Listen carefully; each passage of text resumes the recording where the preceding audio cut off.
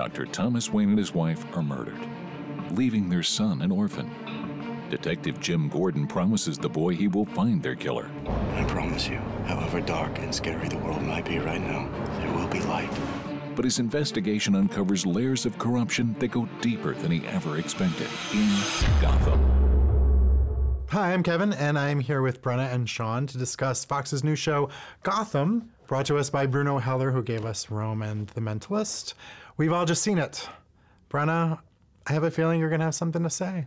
While this show is very interesting, a sort of Law and Order Gotham kind of thing going on here, it is a procedural, I think it's going to leave a lot of fans angry because it completely ruins the continuity of the DC universe. And breaking continuity frees it up to do all kinds of awesome stuff that we couldn't do otherwise. We get to see the rise of the Penguin and the origins of these other characters, but Detective Bullock is older than Jim Gordon. They changed Poison Ivy's name because Pamela Isley is apparently such a hard name. They changed it to Ivy Pepper.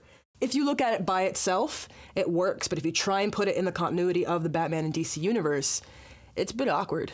I mean, I didn't have a problem with it because I don't know any of this. I mean, I didn't read the comics. I mean, I know Batman, and I've seen all the different types of movies of Batman, but I don't know people's names. I mean, I didn't even know Selena Kyle was Catwoman's name until the last Batman movie. So this probably is more aimed at me, I guess, because I had no problem with it. I knew enough of the universe to spot things. And, you know, I could spot where they implied that somebody was the Joker. I knew who the Penguin was without knowing their other names. I mean, the question that I had going into the show was, how are you going to make a Batman TV show without Batman?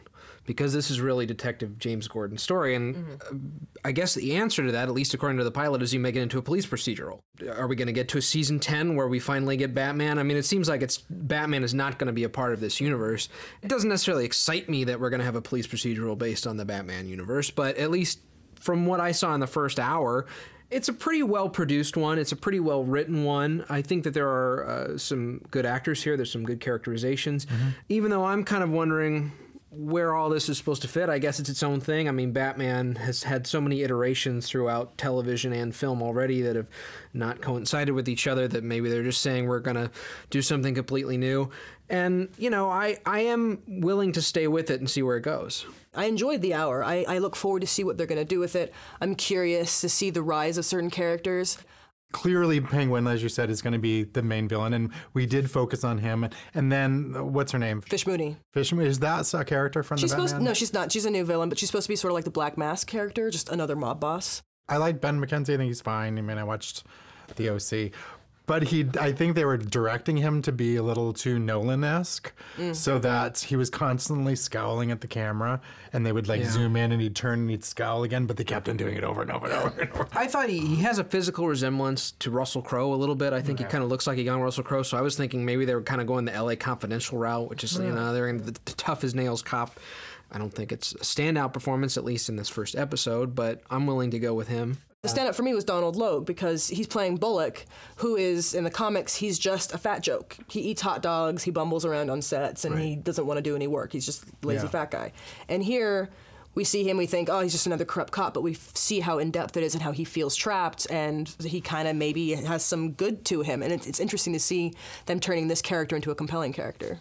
I actually really liked Robin Taylor as the Penguin. I thought he stole kind of the whole show. I thought it was strange. I don't know. I'm not seeing him kind of grow into a leader of villains and sub-villains. Well, he seems very taking on the city. He's nice and snivelly now to watch him I thought he came across as kind of a weakling. It's interesting to see him in this universe trying to sort of plot his way up to the top. But we have I feel like he's going to go against Fish. Well, penguins eat fish. Ooh, nice. Why were you up on the roof? I'm learning to conquer fear. Fear doesn't need conquering. Fear tells you where the edge is. Fear is a good thing. And you think I haven't told him that, do you? It's got a gritty look. I mean, I think, like you said, I think it follows in the Nolan hype of the way they're sort of producing the show and the production design on the show.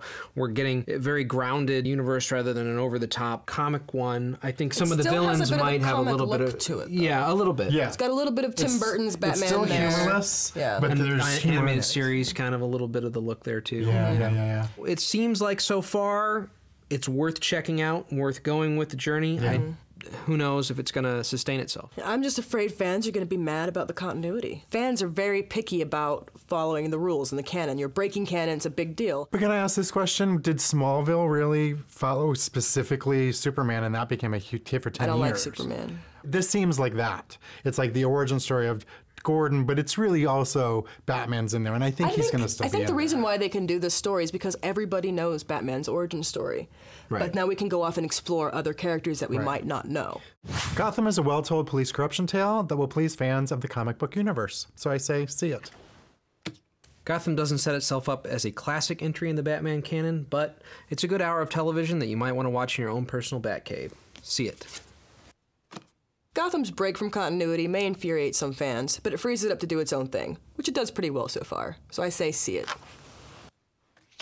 Cheers! Cheers to Batman. Holy Gotham TV show, Batman! Hi, I'm Kevin, and we are here today to review... I'm here with them, too. We're chopped liver. That's right. I'm here alone.